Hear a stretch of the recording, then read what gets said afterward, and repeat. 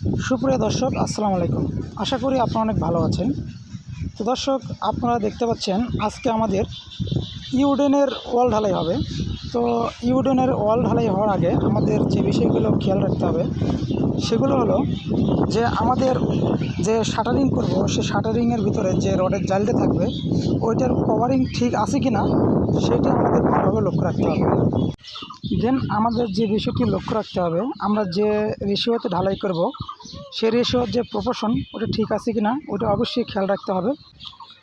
তারপর আরেকটি বিষয়, আমরা যখন ঢালাই করি, ঢালাই করার সময় দেখা যায় যে আমরা ভাইব্রেটের পরিবর্তে আমরা অনেক সময় লাঠি দিয়ে গুতিয়ে গুতিয়ে আমরা ভাইব্রেট করার চেষ্টা করি।